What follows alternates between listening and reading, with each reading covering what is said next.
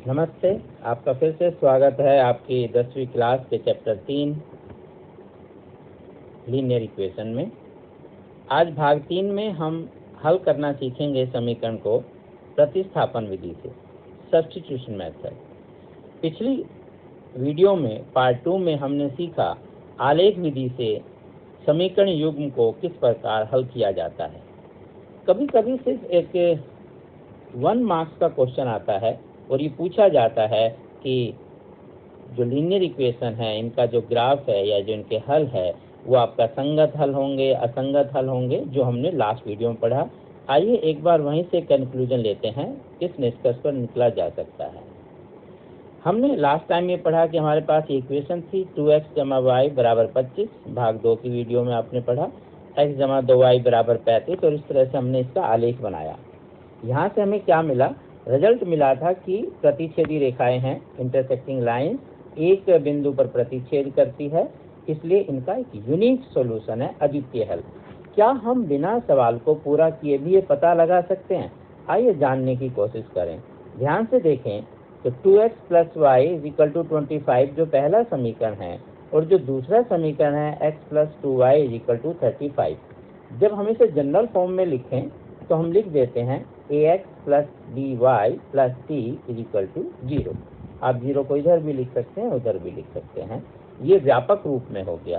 पहली समीकरण है तो हम यहाँ पर 1 1 लिख देंगे, a1 b1 c1। ये पहले समीकरण के गुणांक है x y के और ये अचर राशि c1।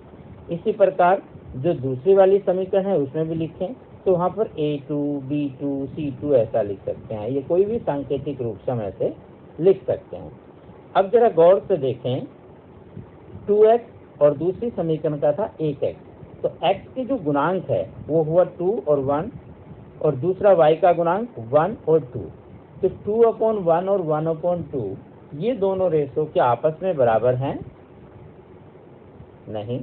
बस यहीं से हमें एक निष्कर्ष मिला कि यदि x के गुणांक जिसे हम a1/a2 बोलते हैं वो y के गुणांक के यदि बराबर नहीं है, समान नहीं है b1 b2 के, तो रेखाएं हमेशा प्रतिच्छेदी रेखाएं होंगी।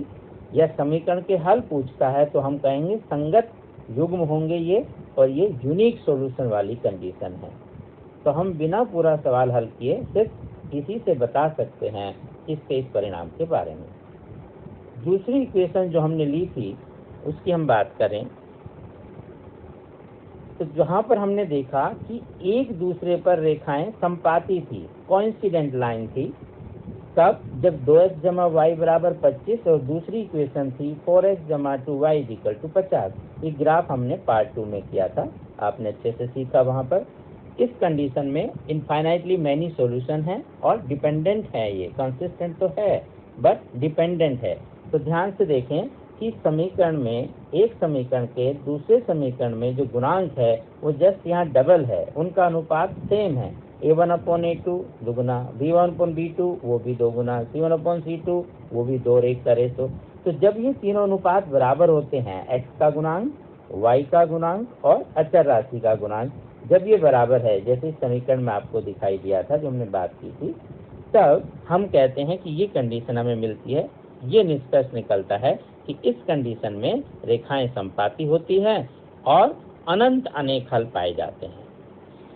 तीसरी कंडीशन हमने देखा, ऐसी दो रेखाएं बनी जब ये समांतर रेखा थी। क्या फर्क था आपको याद होगा? हम बिस्किट का एग्जाम्पल लिए थे।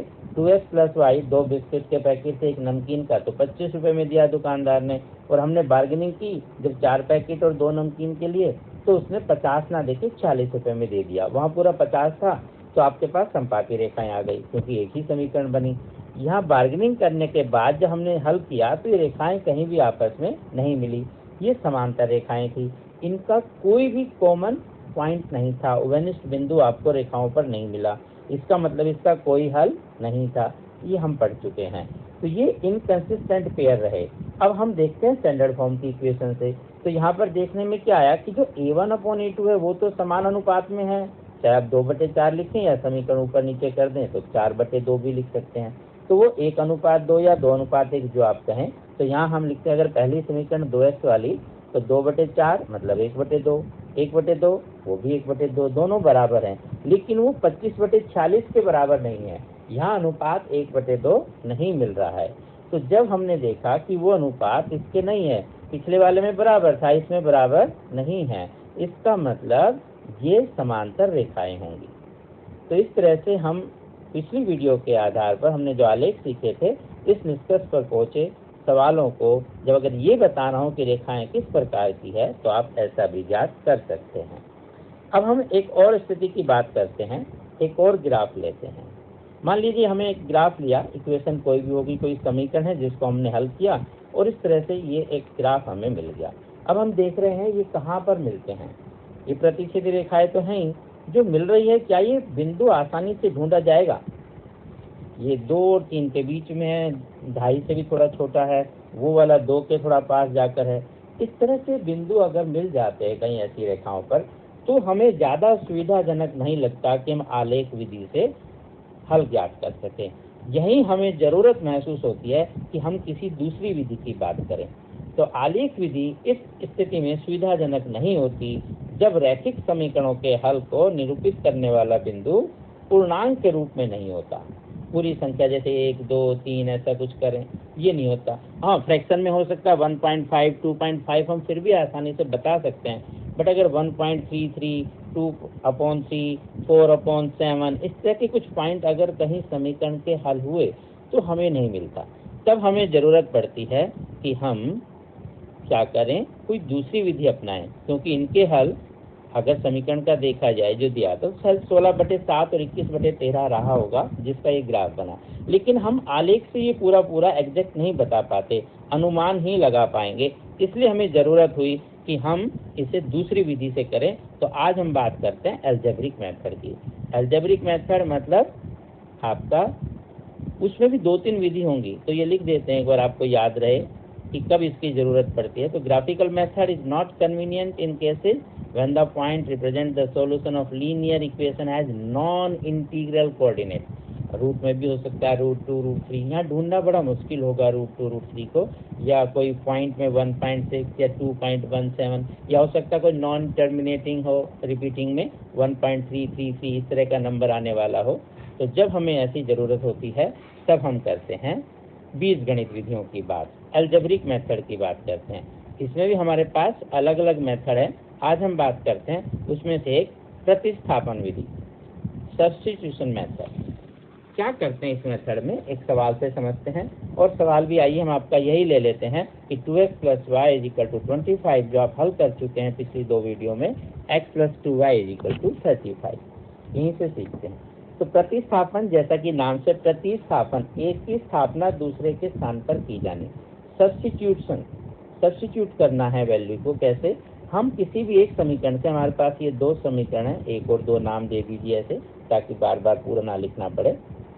तो हम कहीं से भी x या y का मान निकालते हैं, जैसे आपने आलेख बनाने के लिए किया था, लेफ्ट हैंड साइड में एक रखा, दूसरा सारा ले गए और उसे दूसरे वाले समीकरण में पुट कर देंगे, रख देंगे, प्रतिस्थापित उसी को बोलते हैं, प्रतिस्थापित कर देंगे। तो समीकरण 1 से हम देख सकते हैं कि y को लिख सकते हैं 25 - 2x, और ये जो मान है y = 25 - 2x, इसको हम दूसरे समीकरण में रख देते हैं, सब्स्टिट्यूट करते हैं, प्रतिस्थापित करते हैं।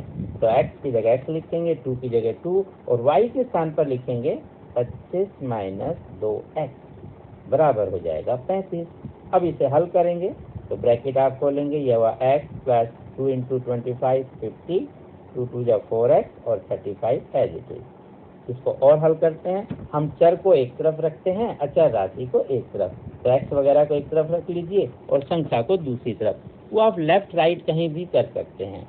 तो x - 4x हमारे पास, दोबारा लिख लेते हैं, तो 35, तो 50 जो इधर रखा था ये इधर आकर हो जाएगा माइनस, जब +50 को इधर लाएंगे तो -50 हो गया। अब x और 4x, 4 माइनस का था, x प्लस का है, कोई साइन नहीं लगा है, तो -3x हुआ, ये -15, तो x की वैल्यू हुई -15 / -3। तो माइनस और माइनस आपस में कैंसिल हो गया, भाग हो गया, प्लस हो गया, और 3 × 5 = 15। तो x की वैल्यू कितनी आई? 5। ये जो x की वैल्यू 5 आई है, इसको वापस अपने उस समीकरण में, जहां आपने एक समीकरण से निकाला था कि y = 25 - 2x, वहां रख देंगे।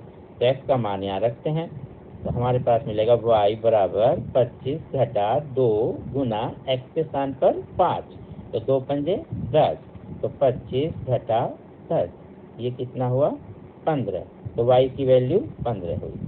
तो इस समीकरण के जो युग्म थे ये, इनका हल हुआ x बराबर 5 और y बराबर 15, जो हम स्टार्टिंग में आलेख विधि से सबसे पहले वाले ग्राफ में देख चुके थे।